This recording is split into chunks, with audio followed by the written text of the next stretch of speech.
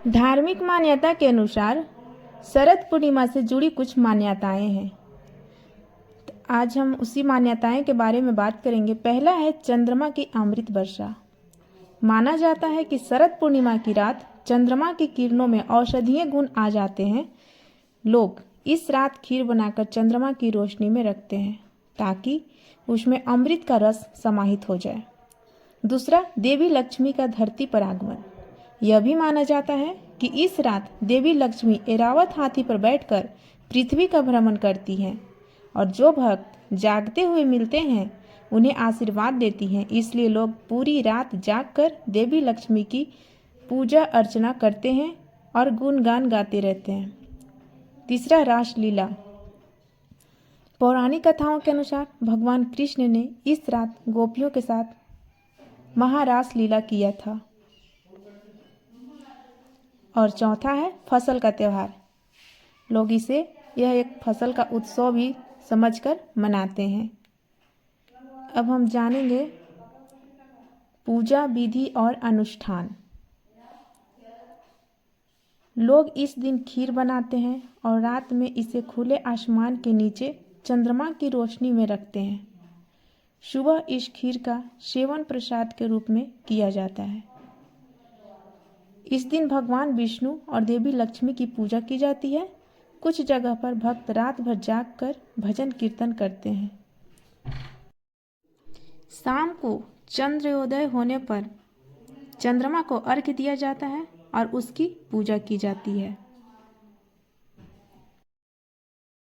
शरद पूर्णिमा के दिन चंद्रमा की पूजा करने से मानसिक शांति और स्थिरता मिलती है। इस रात खीर रखने से जो अमृत खीर में समाहित होता है उस खीर का सुबह सेवन करने से रोग प्रतिरोधक क्षमता बेहतर होती है और मानसिक तनाव कम होता है। यह त्यौहार धन, समृद्धि और अच्छे स्वास्थ्य का प्रतीक माना जाता है। अब हम आपको शरद पूर्णिमा की कथा सुनाएंगे। पौराणिक कथा के अनुसार एक नगर में एक ब्राह्मण रहता था। उसकी 2 पुत्रियां थीं। उसकी बड़ी पुत्री हर पूर्णिमा का व्रत किया करती थी, जबकि छोटी बेटी चंचल मन होने की वजह से कभी भी व्रत पूरा नहीं कर पाती थी। दोनों जब बड़े हुए तो ब्राह्मण ने दोनों का विवाह कर दिया। कुछ समय के बाद बड़ी बहन को एक सुंदर पुत्र की प्राप्ति हुई, लेकिन छोटी बहन के कोई संतान नहीं हो पाती थी। संतान होते ही संतान की मृत्यु हो जाती थी। इसके साथ ही छोटी बेटी के पति के कामकाज पर भी बुरा असर पड़ रहा था। जब ससुराल वालों को समझ नहीं आ रहा था कि ये क्या हो रहा है, इस बुरे माहौल में क्या करना चाहिए, तब उन्होंने अपने घर में एक ज्योतिषी को बुलाया और उन्होंने ज्योतिषी से पूछा कि इस बुरे माहौल का कारण क्या है।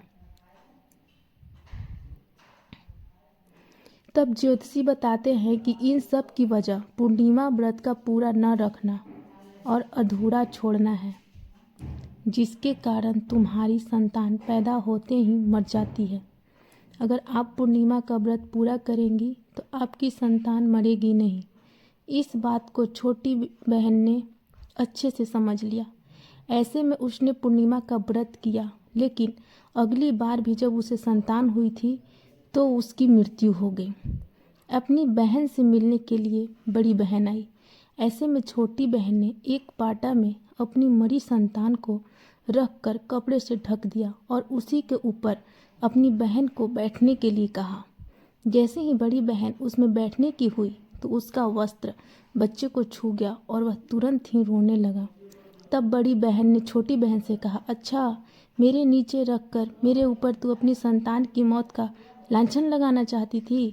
इस पर छोटी बहन ने कहा, नहीं बहन, मेरी संतान तो पहले ही मर चुकी थी, लेकिन तेरे पुण्य से वह दोबारा जीवित हो गई है। इसके साथ ही छोटी बहन ने पूर्णिमा व्रत करने का पूरे नगर में ढिंढोरा पिटवा दिया और वो हर साल इस व्रत को विधिवत तरीके से पूरा करने लगी और फिर इसके बाद उसका सब कामकाज पूर्ण हो गया, पति का कामकाज अच्छे से चलने लगा और उसकी हर संतान भी जीवित रहने लगे। इसके साथ ही बोलिए माता लक्ष्मी की जय। जय श्री हरि। तो आप लोग को हमारा वीडियो कैसा लगा प्लीज़ कमेंट में बताइएगा और आप लोग सभी को शरद पूर्णिमा की हार्दिक शुभकामनाएं।